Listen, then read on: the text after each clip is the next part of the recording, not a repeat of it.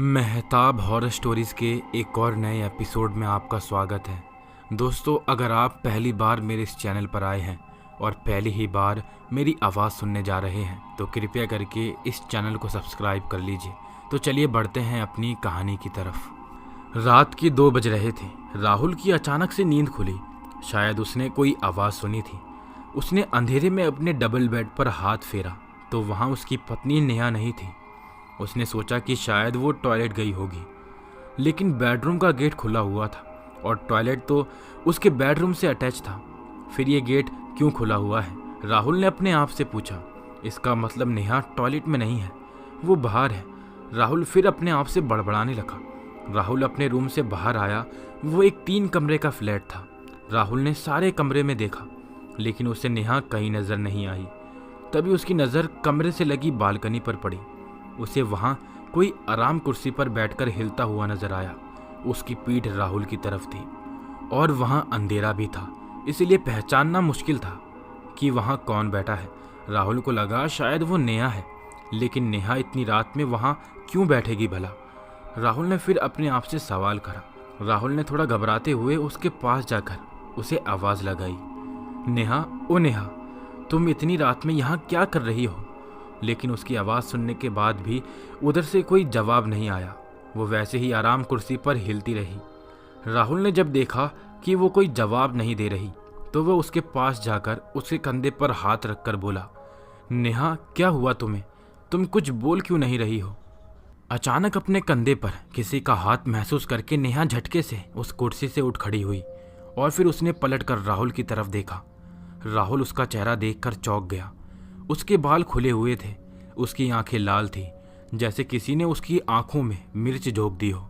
इस तरीके से लाल, और आंखों के चारों तरफ काजल, अंदर नहीं आंखों के बाहर। चेहरा सफ़ेद, जैसे खूब सारा पाउडर पोत लिया हो, और होठों पर चारों तरफ लिपस्टिक, खूनी लाल लिपस्टिक। उसकी शक्ल और डरावनी लग रही थी। साथ में रात का माहौल उसे और डरावना बना रहा था। राहुल उसकी शक्ल देखकर घबरा गया और रही सही कसर नेहा के मुंह से निकले शब्दों ने पूरी कर दी। कौन सी नेहा की बात कर रहा है तू? अच्छा, तू अपनी पत्नी की बात कर रहा है। चल भाग जा यहाँ से, यहाँ कोई नेहा वेहा नहीं है। उसकी बात सुनकर और उसका हुलिया देखकर राहुल बुरी तरह से घबरा गया। उसकी समझ में नहीं आ रहा था कि अच्छी भली नेहा को ये क्या हो गया है। उसने अपनी सारी ताकत इकट्ठा करके ताले से चिपकी हुई जुबान से लड़खड़ाते हुए कहा, नेहा, ये तुम्हें क्या हो गया है? ये तुम क्या बहकी बहकी बातें कर रही हो? अगर तुम नेहा नहीं हो तो फिर आखिर तुम हो कौन? उसकी बात सुनकर नेहा की आंखें गुस्से से और ज्यादा लाल हो गई और फिर वो लगभग घुर्राते हुए बोली, हरामजादे, मैं नेहा नहीं, उसकी बहन निंदी हूँ। तूने नेहा से शादी करके उसकी जिंदगी बर्बाद कर दी। वो बेचारी मेरे पास आई थी और रो रो कर अपनी तकलीफ बता रही थी। ये तूने कैसे उसका जीना हराम कर रखा है? वो तुझसे छुटकारा पाना चाहती है और मैं उसे छुटकारा दिलवाऊंगी तुझसे। और इतना बोलकर वो कूदकर उस पर झपट पड़ी। उसने राहुल की गर्दन पकड़ ली और फिर वो उसका गला दबाने लगी और साथ में बोली, मैं तुझे जिंदा नहीं छोड़ूंगी।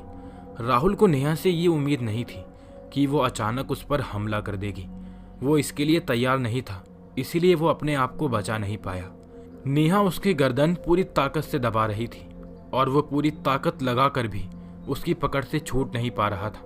उसे ऐसा लग रहा था जैसे कोई अनजानी ताकत उसके अंदर आ गई हो।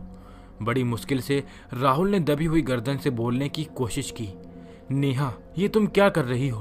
तुम निंदी कैसे हो सकती हो? निंदी को तो मरे हुए 7 साल हो चुके हैं। प्लीज़ नेहा, होश में आओ। मैं तुम्हारा पति राहुल हूँ। तुम अपने पति को मार डालोगी क्या? राहुल की बात सुनकर नेहा को पता नहीं क्या हुआ कि उसकी पकड़ ढीली पड़ने लगी और फिर वो अचानक बेहोश होकर नीचे गिर पड़ी। अपनी गर्दन से नेहा की पकड़ हटते ही राहुल ने खांसते हुए लंबी सांस ली और फिर थोड़ी देर बाद जब वो नॉर्मल हुआ तो उसकी नज़र सामने बेहोश पड़ी नेहा पर पड़ी। उसने डरते डरते नेहा को गोद में उठाया और फिर उसे बेडरूम में लाकर आराम से बेड पर लेटा दिया और फिर सोचने लगा कि इसे अचानक ये क्या हो गया था। कहीं सच में तो निंदी की आत्मा इसके ऊपर नहीं आ गई थी। वो सोचने लगा कि इतनी रात में मैं क्या करूं। उसकी नींद गायब हो चुकी थी और फिर वो वहीं बैठकर सुबह होने का इंतज़ार करने लगा। सुबह आंख खुलने पर नेहा ने अपने पति राहुल को चेयर पर सोता हुआ देखकर अचंभित होते हुए पूछा, अरे आप वहाँ चेयर पर क्यों सो रहे हैं? रात को तो आप इस बेड पर ही सोए थे। नेहा की आवाज़ सुनकर राहुल हड़बड़ा कर उठा और नेहा को आंखें फाड़ के देखने लगा। वो ये पक्का कर लेना चाहता था कि ये रात वाली नेहा तो नहीं है जिसने उसे मारने की कोशिश की थी। नेहा को उसकी हरकत कुछ अजीब सी लगी और वो बोली, अरे आप कुछ बोलते क्यों नहीं? ऐसे आंखें फाड़ कर क्यों देख रहे हैं? राहुल ने डर के साथ पूछा, तुम्हें रात का क्या कुछ भी याद नहीं? नेहा की आंखें अचंभे से फैले जा रही थी और वो बोली, तुम क्या कहना चाह रहे हो? मेरी तो कुछ भी समझ में नहीं आ रहा।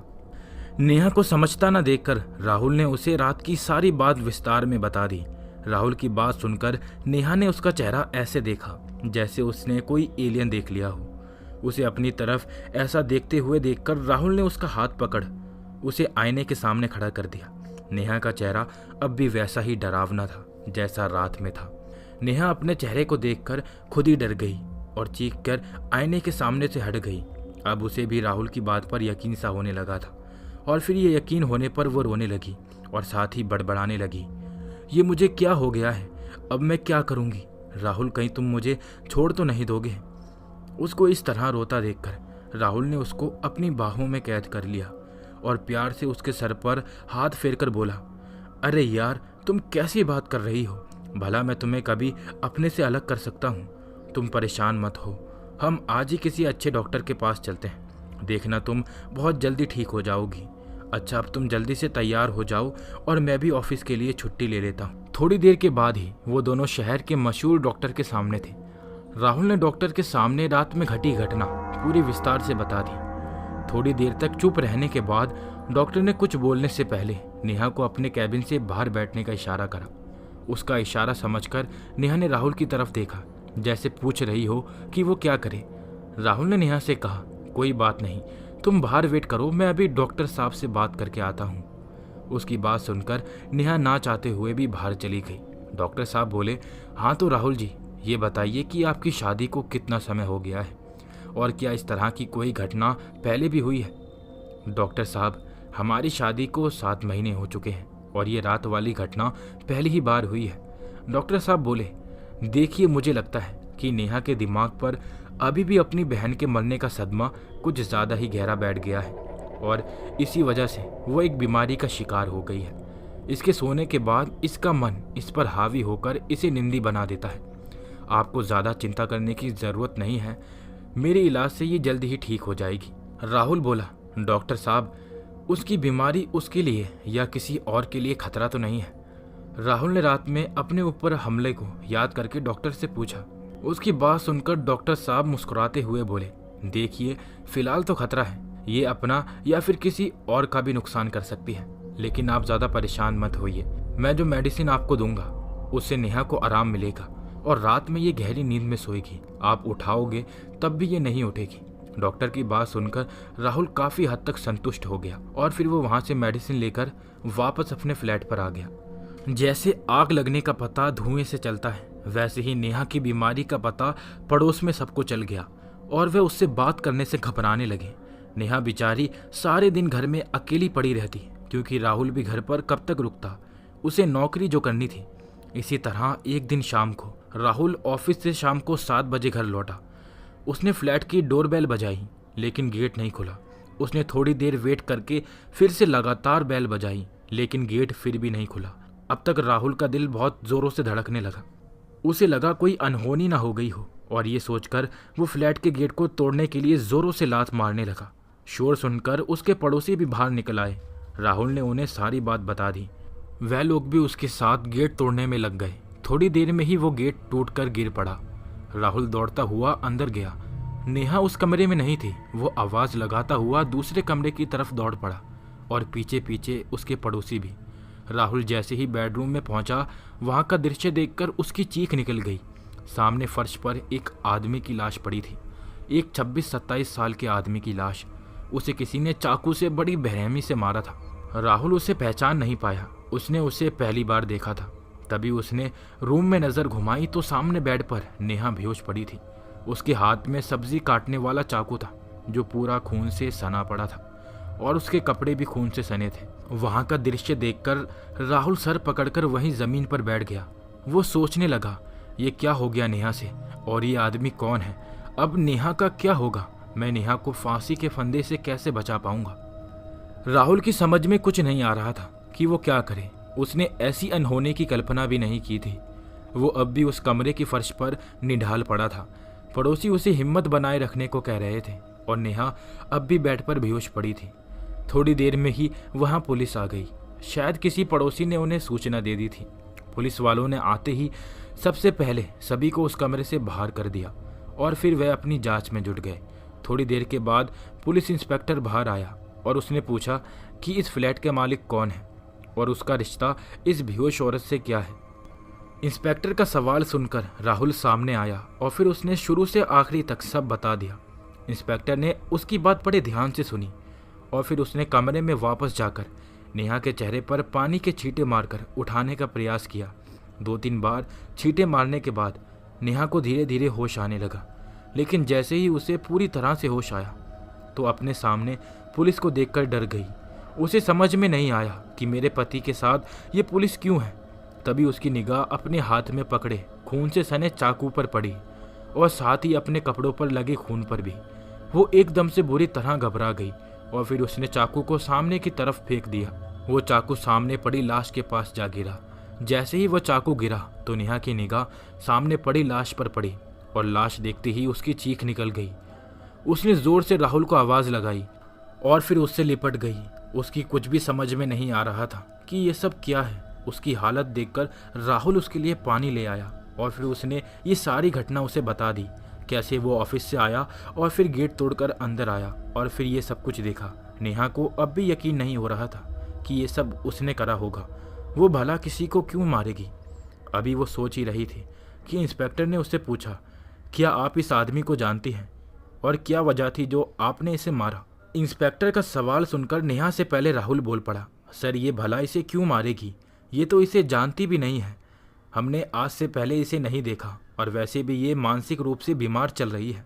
और फिर राहुल ने इंस्पेक्टर को नेहा की बीमारी के बारे में विस्तार से बता दिया और साथ ही उसे डॉक्टर की रिपोर्ट भी दिखा दी।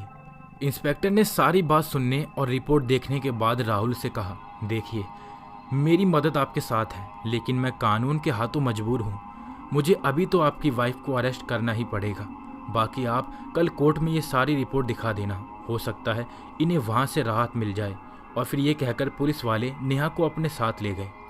अगले दिन 12:30 बजे कोर्ट रूम में अच्छी खासी भीड़ थी। हर कोई इस केस के बारे में जानना चाहता था कि ये मर्डर किसने करा है और मरने वाला कौन है। थोड़ी देर में ही जज के सामने केस की फाइल रखी हुई थी। सरकारी वकील नेहा को ही कातिल साबित करने पर तुला था और राहुल की तरफ से बचाव का कातिल ये बता रहा था कि जज साहब, मेरी मुवक्किल मानसिक रूप से बीमार है, इसलिए उन्होंने अपने होश में ये खून नहीं करा। इसलिए मेरी आपसे गुजारिश है कि मेरे मुवक्किल को इस ग्राउंड पर जमानत दी जाए। जज ने दोनों वकीलों की बात बड़े ध्यान से सुनी और फिर उन्होंने बोला, देखिए अभी कोर्ट इस नतीजे पर नहीं पहुंच सकती कि मुजरिम की दिमागी हालत सच में ठीक है या नहीं। कोर्ट प्राइवेट डॉक्टर की रिपोर्ट को नहीं मानती। इसलिए मैं पुलिस को आदेश देता हूं कि सरकारी डॉक्टर की निगरानी में 15 दिन तक मुजरिम की दिमागी हालत का पता लगाया जाए और फिर रिपोर्ट कोर्ट को दी जाए। कोर्ट उसके बाद ही कोई फैसला करेगी। और ये आदेश करके जज साहब कोर्ट रूम से उठकर अपने चैम्बर में चले गए और इधर राहुल भीगी आंखों से नेहा की तरफ देखने लगा और नेहा जज के आदेश को सुनकर बिल्कुल पत्थर सी हो गई। उसे समझ ही नहीं आ रहा था कि अचानक उसकी जिंदगी में ये क्या तूफान आ गया है। अच्छी भली तो आराम से जिंदगी चल रही थी, फिर अचानक ये सब क्या होने लगा। नेहा ज़्यादा देर सोच नहीं पाई। उसे पुलिस वाले कोर्ट से लेकर मेंटल हॉस्पिटल की तरफ चल दिए थे। वो बस पीछे से राहुल की आवाज़ सुन पाई थी जो ज़ोर से चिल्लाकर कह रहा था, नेहा तुम बिल्कुल भी घबराना नहीं, मैं तुम्हें इन सब परेशानियों से निकाल लूँगा और मैं तुमसे मिलने हॉस्पिटल आ रहा हूँ, तुम घबराना नहीं। लेकिन नेहा राहुल के कहने के बाद भी अपने आप को घबराने से रोक नहीं पाई। थोड़ी ही देर बाद उनकी गाड़ी मेंटल हॉस्पिटल के अंदर थी। नेहा को वहाँ के सीनियर डॉक्टर के सामने लाकर बैठा दिया गया। वो डॉक्टर नेहा की फाइल चेक करने लगा और फिर वो अपने तरीके से उसको जांच करने लगा। उसने नेहा से सारी बातें पूछी और फिर उसे एक अकेले कमरे में छोड़ दिया गया और गेट बाहर से बंद कर दिया गया। वो अकेली उस छोटे से कमरे में बेड पर बैठकर फूट फूट कर रोने लगी। अभी नेहा को उस कमरे में बंद करे हुए कोई 1 घंटा हुआ ही था कि तभी किसी ने उस कमरे का गेट खोला और फिर नेहा ने देखा कि वहां से राहुल अंदर आ रहा था। राहुल ने अंदर आते समय साथ में आए हॉस्पिटल के चपरासी को 500 रुपये देते हुए कहा कि मुझे अपनी वाइफ से अकेले में बात करनी है। उसकी बात सुनकर वो रुपए हाथ में पकड़कर मुस्कुराते हुए बाहर चला गया। उसके बाहर जाते ही राहुल नेहा से लिपट गया और फिर वो रोने लगा। रोते रोते वो बोलने लगा, नेहा ये तुमसे क्या हो गया? अब मैं तुम्हारे बिना कैसे रह पाऊंगा? तुम्हारे बिना तो अपनी जिंदगी की कल्पना भी नहीं कर सकता। काश ये कोई भयानक सपना होता और फिर मेरी आंख खुलती और सब ठीक हो जाता। और फिर अचानक राहुल रोते रोते जोर जोर से हंसने लगा और ताली बजाने लगा। उसे देखकर ऐसा लग रहा था जैसे वो खुद पागल हो गया हो। और फिर अचानक वो चुप हो गया। फिर उसका चेहरा पत्थर सा हो गया और वो अपने दांत पचीसते हुए लाल लाल आंखों से नेहा से बोला, अब जाके आई है तू सही जगह। राहुल का ये रूप देखकर नेहा को एक तगड़ा झटका लगा। उसे बिल्कुल भी समझ में नहीं आया कि राहुल ऐसा क्यों बोल रहा है। उसके मुंह से बस यही शब्द निकले, राहुल तुम्हें क्या हो गया है? तुम ऐसे क्यों कह रहे हो? राहुल गुस्से से बोला, बड़ी सती सावित्री बन रही है। बहुत नाटक कर लिया तूने, अब बस कर। मुझे तेरे बारे में सब सच पता चल चुका है। नेहा जोर से रोकर बोली, राहुल प्लीज मुझसे ऐसा मत बोलो। मैंने भला तुम्हारे साथ क्या गलत करा है जो तुम मुझसे ऐसे बोल रहे हो? लगता है तू तब तक नहीं मानने वाली जब तक मैं खुलकर तेरा कच्चा चिट्टा नहीं खोल देता। अच्छा तो सुन। और फिर राहुल ने नेहा को अपनी गुस्से से लाल आंखों से घूरते हुए बोलना शुरू करा, तुझे याद है आज से कोई 1 महीने पहले मेरी जॉब के सिलसिले में दूसरे शहर जाना पड़ा था, जो मैं अक्सर जाता रहता था। और फिर उस काम को निपटा कर मैं 2 दिन बाद वापस घर आ रहा था। उसी दिन तेरा बर्थडे था और मैं तुझे सरप्राइज देना चाहता था, इसलिए मैंने तुझे अपने घर आने की खबर नहीं दी। लेकिन मुझे क्या पता था कि सरप्राइज तू देने वाली थी मुझे। हाँ तो आगे सुन। मैं जिस दिन बस में आ रहा था वो रास्ते में खराब हो गई, जिसकी वजह से मैं रात के करीब 1:30 बजे घर आ पहुंचा। अब इतनी रात हो गई थी कि मैंने सोचा कि तू सो चुकी होगी, इसलिए मैंने चाबी से फ्लैट का ऑटोमेटिक लॉक खोल दिया। तुझे शायद ये पता नहीं था कि मैं एक चाबी हमेशा अपने पास रखता हूँ। क्या करूँ, बैचलर लाइफ की आदतें जल्दी जाती नहीं है। हाँ तो अब आगे सुन। जब मैं चाबी से फ्लैट का गेट खोलकर अंदर आया तो सारे फ्लैट में अंधेरा था सिवाय बेडरूम के। पहले तो मैं समझा कि शायद तूने अंधेरे में अकेले डर न लगे इसीलिए रूम की लाइट ऑन की थी, लेकिन मेरी गलतफहमी थोड़ी ही देर में दूर हो गई। जैसे ही मैं बेडरूम के पास आया तो मैंने कुछ आवाज़ें सुनी। पहले तो मैं समझा कि शायद तू टीवी देख रही है, लेकिन मेरा वो भ्रम भी जल्द ही टूट गया।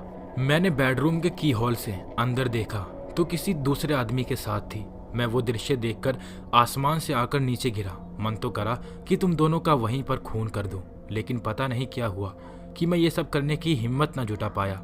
पर मैंने अपने आप को संभाला और फिर मैं दरवाजे में कान लगाकर तुम दोनों की बातें सुनने लगा। और अगर उस दिन मैंने तुम दोनों की बातें न सुनी होती तो मैं इस समय तेरे सामने जिंदा खड़ा ना होता। तुम दोनों कमीने मिलकर मेरा मर्डर का प्लान बना रहे थे। तू तो कब का मुझे अपने कॉलेज टाइम के प्रेमी के साथ मिलकर ठिकाने लगा चुकी होती, लेकिन भला हो उस बस का जो खराब हो गई और मैं लेट हो गया। हाँ तो आगे सुन कि मैंने फिर क्या करा।